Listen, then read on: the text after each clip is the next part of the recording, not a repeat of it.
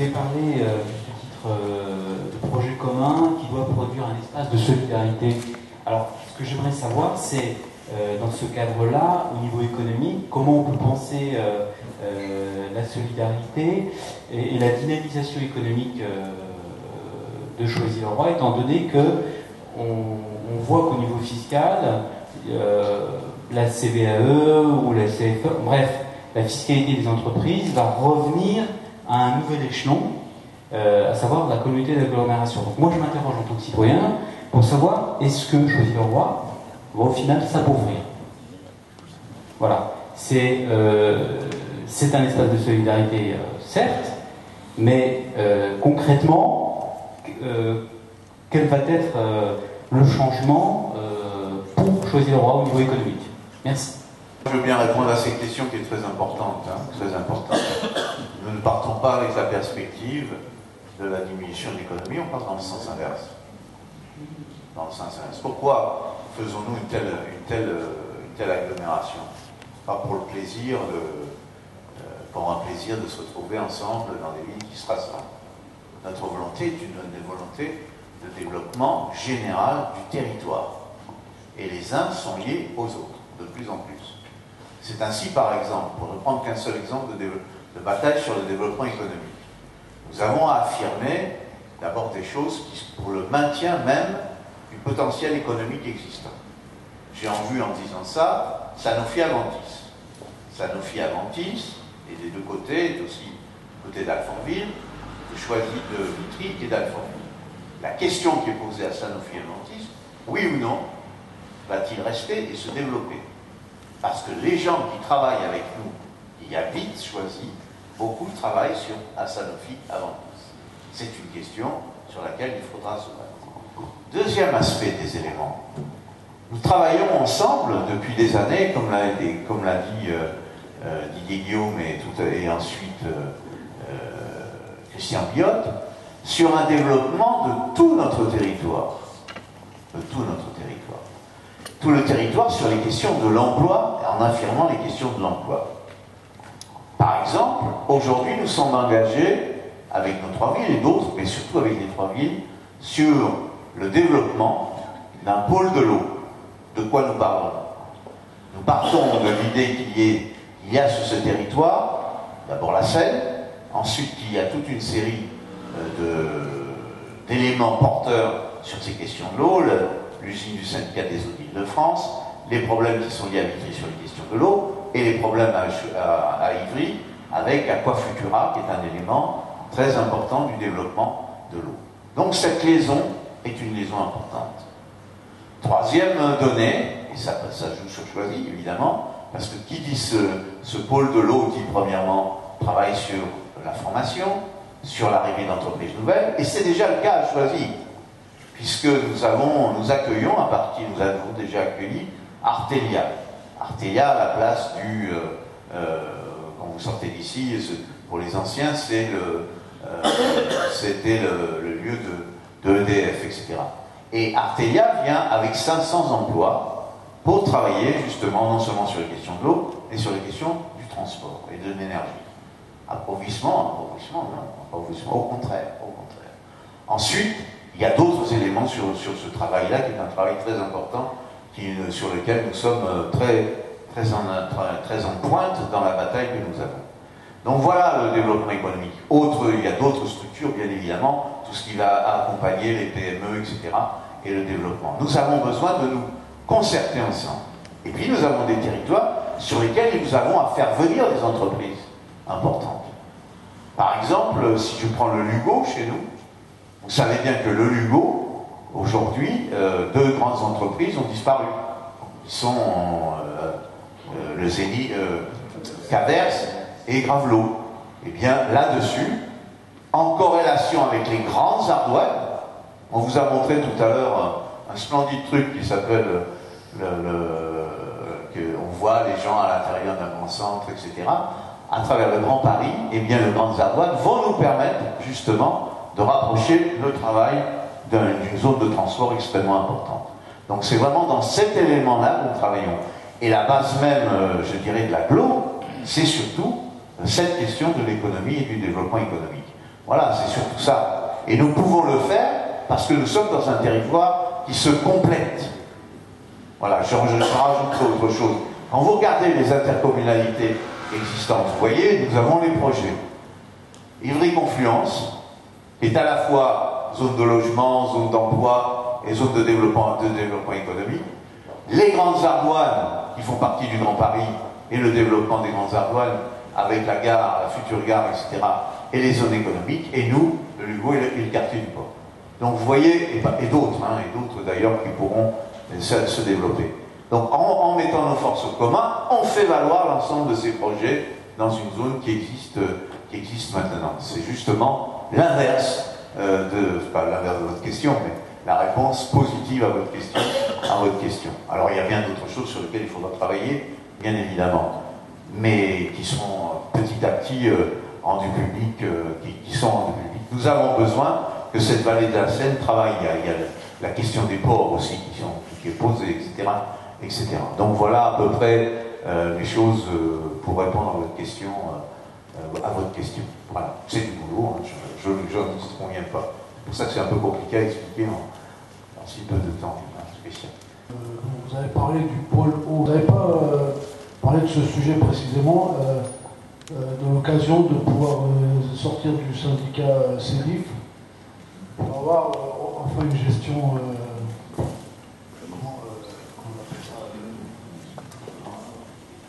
Une gestion de régie publique. Puisque c'est l'ensemble a échoué dans cette. Voilà. S'il a échoué, c'est qu'il y a une raison de fond. Est ensemble, c'est qu'il y a une question de fond. Non, nous n'avons pas choisi cela. Les trois villes, on s'est interrogé. Est-ce qu'on allait sortir du syndicat des eaux d'Île-de-France? Alors imaginez qu'on sorte du syndicat des eaux d'Île-de-France. Qu'est-ce que ça veut dire? D'abord, il y a une grande mutualisation. C'est très mutualisé, le syndicat des eaux d'Île-de-France. Et notamment dans notre ville. On parlait de trucs économiques. Vous savez ce que ça veut dire? Sortir du CEDIF, sortir du syndicat des eaux d'Île-de-France. Qu'est-ce que ça veut dire? Ça veut dire qu'on sort de l'usine et qu'on n'a plus de regard dans l'usine. Tout simplement. Et c'est quand même l'usine la plus importante d'Europe. On sort de l'usine, il faut racheter. Il faut racheter tout un système de production d'eau. Où est-ce qu'on va produire de l'eau? Où est-ce qu'on va produire de l'eau si on fait ça? C'est ce qui s'est posé à Est ensemble d'ailleurs, mais d'une autre manière. Où est-ce qu'on va produire de l'eau si on fait ça? Il faut qu'on crée une usine. Donc, nous ne sommes pas sortis pour ces raisons-là, de l'eau. Et puis, c'est très mutualisé. Et puis, il y a les centres de la recherche, etc., etc. Ça ne nous empêche pas, nous, du moins, de nous battre pour une meilleure gestion et parvenir un jour à la régie directe. On va continuer. C'est le mode de gestion de la régie directe. Mais aujourd'hui, sortir du syndicat des eaux, vous vous rendez compte ce que ça veut dire techniquement, etc., pour une ville comme la nôtre? C'est impensable. Donc les trois maires et les trois conseils municipaux, même s'il y a ce débat, tous les trois maires et les trois conseils municipaux nous ont dit on ne peut pas choisir cette compétence de l'eau. Ça ne nous empêche pas de travailler sur tout ce qui concerne la vallée de la Seine, etc., sur l'eau, le rapport à l'usine, le rapport au syndicat des eaux, etc., etc. Puis j'ai un dernier petit problème aussi. On a parlé d'emploi et d'économie. Je ne sais pas si vous savez, mais si on sort de là, il y a 1200 travailleurs dans l'affaire. On fait comment avec eux? Comment on fait? On les laisse sur le carreau? Comment on fait? Donc, toutes ces questions-là nous ont amené à penser qu'il fallait qu'on reste dans le syndicat des eaux d'Île-de-France en nous battant et en obtenant des choses importantes. Alors, je ne vais pas développer, mais nous avons obtenu une série de choses et nous continuons à le faire pour arriver à ce qu'on dit très certainement, c'est-à-dire à la régie directe qui est aujourd'hui une régie intéressée. Voilà la raison pour laquelle. Et nous voulons nous appuyer notamment dans ce pôle de l'eau. Le pôle de l'eau, c'est-à-dire travailler sur les questions de l'eau, faire venir des entreprises, faire venir des universités, de la recherche, faire venir des PME, etc., en nous appuyant sur ce qui est notre potentiel, qui est un potentiel tout à fait important, notamment à Choisy-le-Roi, avec une usine qui fait 12 hectares. Voilà, c'est pas rien, c'est plus grand que la ZAC du port, etc., etc. Il y a des choses à faire. Voilà, donc nous n'avons pas choisi ça. Et nous avons débattu longuement d'ailleurs, hein, je dois dire, longuement, parce qu'initialement on avait envie de faire ça, mais ce n'est pas possible, vraiment. Et notre pôle de l'eau, c'est justement de travailler, d'éviter, par rapport aux grandes entreprises comme Veolia, etc., c'est d'éviter justement que nous échappions au développement des questions environnementales et des questions posées sur l'eau. C'est justement cela que nous voulons faire avec Aquafutura, avec tous les autres sur l'eau. Parce que le rapport à l'eau, il faudrait il n'y a pas de pôle 2, il y a un pôle de l'eau, c'est vers Brest, je crois, je ne sais plus, il y a un pôle de l'eau global au plan national, et ici nous pouvons avoir un travail formidable sur les questions de l'eau et du rapport à l'eau.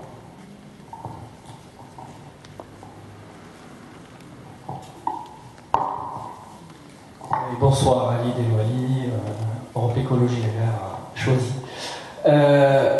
Bon, on va en reparler de nouveau, mais bon, j'ai 2-3 remarques et une question très simple. La première question, en fait, c'est vous avez cité les 6 compétences facultatives, mais je crois qu'on n'a pas parlé des 3 qui ont été retenues. Est-ce que c'est possible qu'on puisse qui ont été retenus, actés lors du conseil municipal qui a eu lieu, je ne sais plus, avec ça, 1 ou 2 mois. Première question, et puis l'eau, c'est un petit peu dommage que notre futur aglo s'appelle Sénamont et qu'on ne puisse pas justement donner tout son sens en fait à ce pôle de l'eau par une gestion publique de l'eau, parce qu'on était quand même nombreux, vraiment nombreux à porter cet espoir-là, de dire bon, peut-être qu'au sein de l'aglo, on aura cette gestion publique et démocratique de l'eau. Bien sûr, bon, c'est difficile de sortir de ces diffs, mais il me semble quand même que c'est d'abord une volonté politique et des villes qui sont de moindre échelle et de moindre importance que Choisy-le-Roi et que notre futur aglo, et qui quand même qui ont su sortir des griffes en fait de Veolia. Excusez-moi en fait la métaphore, mais c'est celle qui me vient à l'esprit.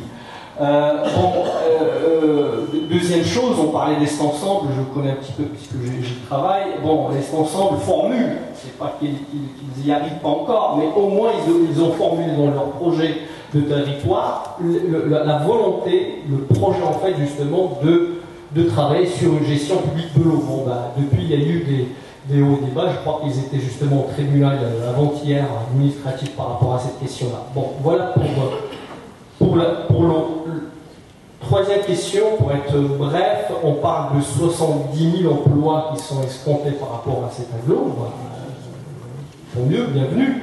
Mais est-ce qu'on est certain et suffisamment, je dirais, armé localement pour faire en sorte que ces emplois puissent revenir à la jeunesse en fait de Choisy-le-Roi et puis pourquoi pas des villes voisines, mais d'abord des jeunes de la ville. Voilà, merci. Enfin, je parle armé en termes de qualification et de formation. Pour répondre à monsieur sur les compétences, alors, elles ont été évoquées, mais peut-être c'est important d'y revenir.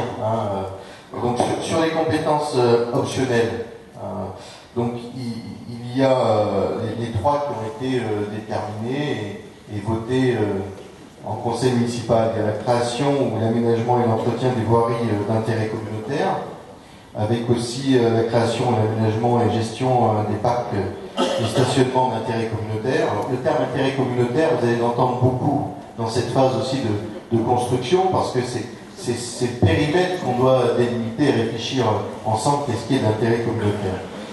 Donc ça, c'était la première. La deuxième, c'est l'action sociale d'intérêt communautaire. La troisième, c'est la construction, l'aménagement, l'entretien et la gestion d'équipements culturels et sportifs d'intérêt communautaire. Donc il me semble que ça avait été évoqué rapidement, donc ça c'est les compétences optionnelles.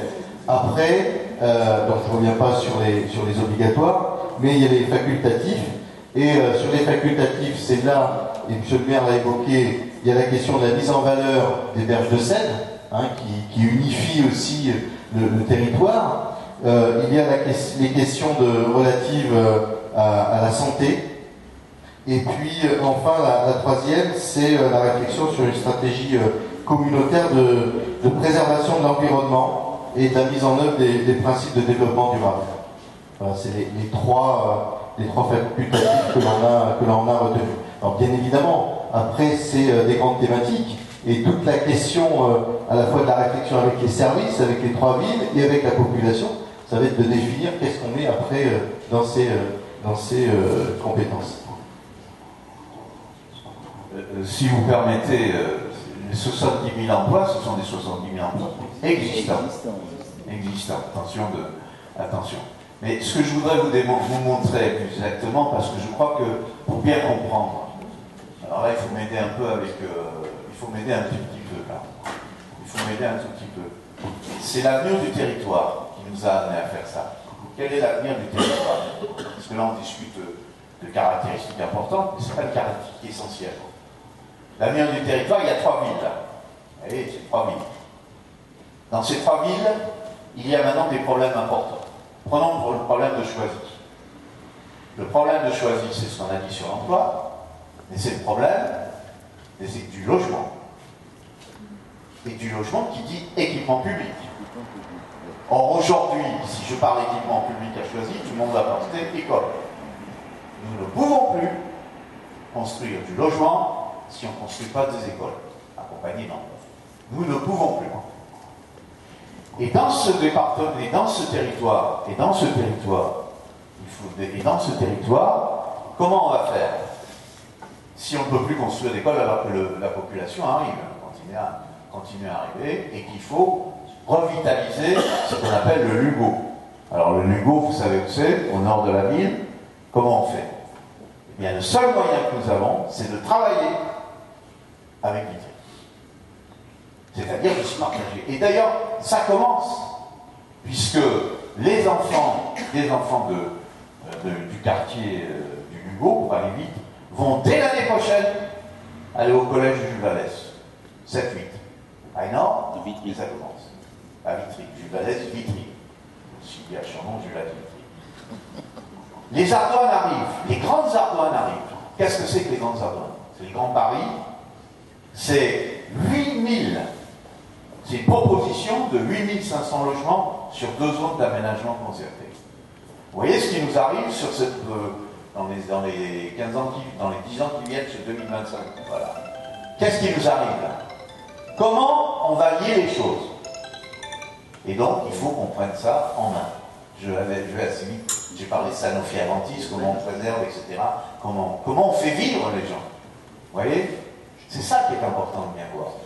Et avec Ivry-Confluence, on a le même problème qui continue de cette manière-là. Ivry-Confluence, c'est, si je ne me trompe pas, 2 millions de mètres carrés. Pas rien. Parce que la désindustrialisation a vidé tout ça et maintenant on retravaille toute cette partie-là.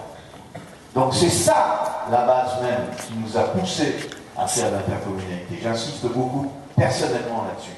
Parce que sinon on ne comprend pas bien les compétences là-dedans, les compétences trucs. Vous voyez, on nous oblige à passer par des choses comme ça. Mais regardez bien le territoire. Ce territoire, il a besoin de liaison. Il a besoin que, entre le développement économique, on soit lié. Entre les problèmes de logement, on soit lié.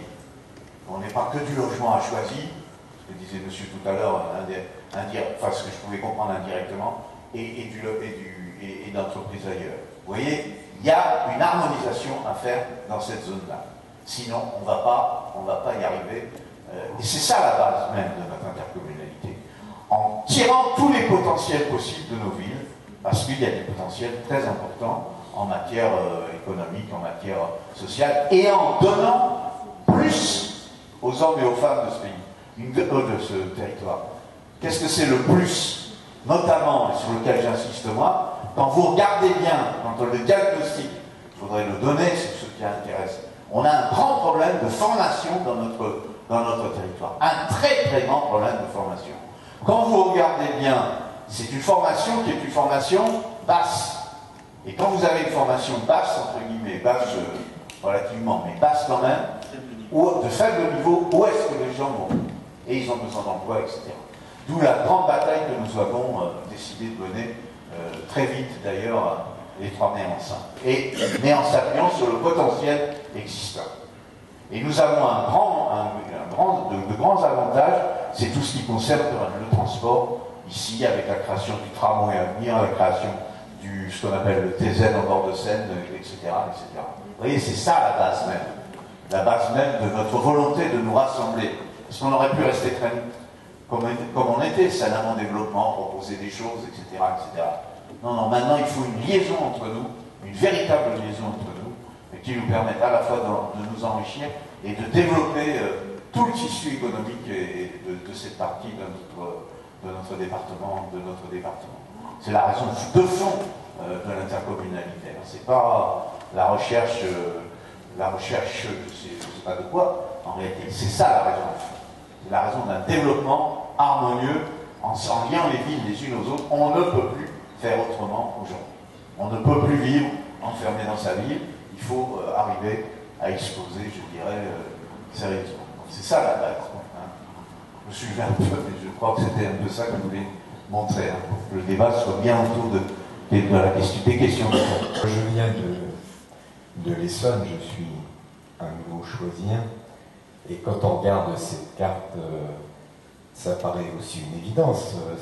Je n'ai pas du tout participé à ces discussions-là, mais effectivement, coincé entre le Val de Bièvre qui existe déjà et la plaine centrale qui existe déjà, comme il faut une continuité de territoire, il y a une évidence géographique de ces trois communes, sinon celle du nord serait complètement isolée et l'extension elle est vers le sud effectivement, mais a priori démarrer avec ces trois communes c'est une évidence, en dehors de tous les éléments que vous avez indiqués par ailleurs.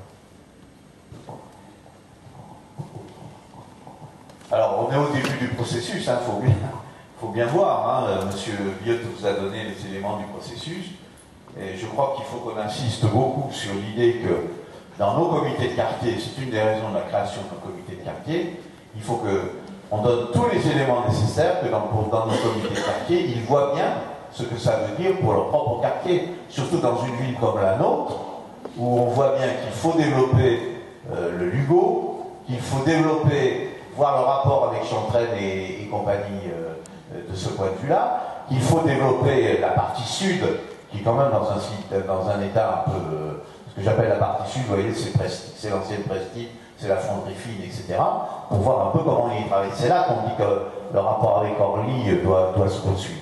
Donc voilà de quelle manière on peut travailler de cette manière-là, et puis ensuite de profiter d'équipements nouveaux, de grands équipements nouveaux qui permettent dans cette partie de 185 000 habitants, d'avoir des éléments structurants. Alors on rêve de ce fameux atelier, ce boulevard des Arts avec le tramway, qui part du Macval, et même au-dessus du théâtre, comment on appelle le théâtre d'Ivry, etc., qui part là-dedans et qui descend encore une fois jusqu'à Orly, et la porte d'Ivry, qui part de la porte d'Ivry, qui nous permet d'avoir ça.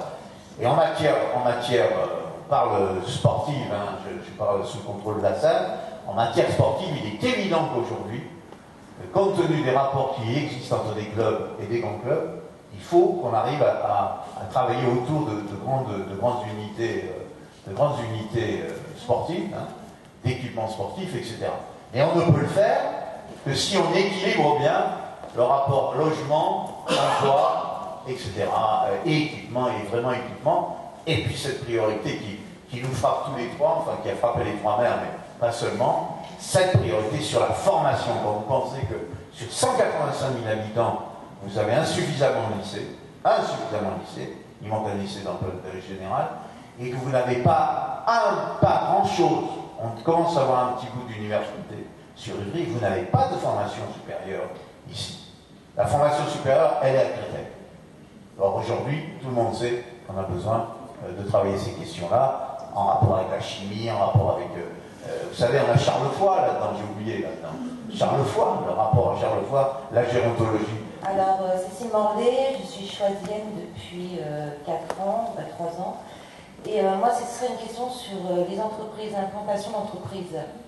Vous parlez beaucoup d'emplois et à petite échelle, à Choisy-le-Roi, nous avons un nouveau quartier, le quartier du Port, qui est un quartier où je crois qu'il y a 70 000 mètres carrés de bureaux qui auraient dû voir le jour et qui devraient être terminés depuis 2012, et à ce jour, pas 1 mètre carré n'est sorti de terre.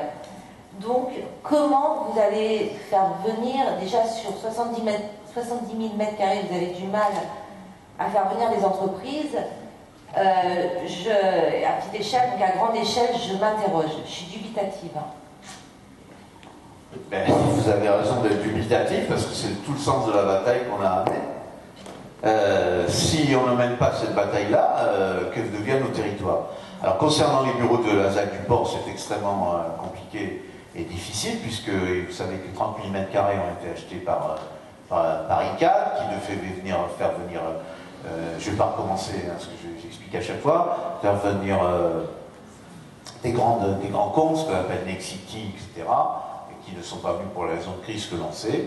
Donc la bataille continue. Nous avons des espoirs de pouvoir commencer très certainement, mais d'une autre manière, les 70 000 mètres carrés, les 70 000 mètres carrés en question. C'est une bataille. Il y a de la concurrence entre les territoires, il ne faut pas se cacher. Hein. C'est une bataille pour obtenir. M. Panetta a évoqué l'idée des décentralisations de l'État. Ben oui, si on nous propose un ministère, on le prend. Hein. Nous, on a un gros problème, on a eu un gros problème. Hein. Vous connaissez, je ne vais pas le répéter, je vais répéter. C'est le problème de l'imprimerie nationale. Oh, on devait avoir sur l'imprimerie nationale 25 000 mètres carrés, 23 000 mètres carrés avec le musée. Entre parenthèses, on va refaire une démarche pour essayer d'obtenir le musée. Ça, on fait ça. En essayant on va essayer de repartir là-dessus. Eh bien, comme on nous a retiré, comme on a supprimé l'imprimerie nationale pour aller vite, on a supprimé l'imprimerie nationale, les passeports, etc., on s'est retrouvé un peu, comment dire, les cocu, voilà, je suis clair, je suis net précis, on s'est trouvé quand même dans cet état-là. Et donc, par conséquent, il a fallu travailler sur le bec dans l'eau, tout ce que vous voulez, il a fallu travailler. Donc, on continue à y travailler, et on a des propositions de temps à autre qui viennent, qui sont annoncées, etc. Et nos amis d'Ivry et de Vitry, c'est la même chose. Et justement, en travaillant ensemble, on peut structurer peut-être différemment ce qu'on a proposé dans chacune des villes, de manière à avoir une complémentarité d'offres. Et il y a des complémentarités d'offres à venir, très certainement, en travaillant sur des choses industrielles, etc. On va créer, on a déjà une structure économique dans notre ville. Au plan d'intercommunalité, on aura, je pense qu'on en l'appellera, mais une agence de développement économique qui viendra compléter tout ce qu'on fait là-dessus. Je vous ai parlé d'Artelia, ça n'a pas été simple à obtenir, mais on a des choses comme ça qui nous permettent de continuer à travailler. Et comme le potentiel de la vallée de la Seine est important, nous sommes persuadés qu'en nous battant évidemment, on aura des avancées importantes, comme l'ont eu nos amis. On parlait du Val de Bièvre tout à l'heure. Vous avez vu le développement de Villejuif en matière de bureaux, en matière de petites entreprises, etc. Pourquoi eux, ils y arrivent? Parce que petit à petit, c'est la vallée de la Seine qui commence à se développer. Voilà. Parce que nous autres, du quartier du port, on se pose toujours la même question, c'est qu'en termes d'attractivité, franchement, on créerait des jaloux. Je veux dire des jaloux en termes de transport. On ne va pas dire 5 minutes, on va presque dire 5 pas du RERC, on a la Seine, on a en termes d'attractivité paysagère, en termes de tout, mais on ne comprend pas. On ne comprend pas. C'est l'état du marché. C'est l'état du marché et la bataille que l'on doit mener par rapport à l'état du marché. Quand des gens comme ICAD viennent s'installer, c'est qu'ils savent qu'ils peuvent passer l'affaire. Sinon, ils ne viendraient pas s'installer. Acheter les terrains.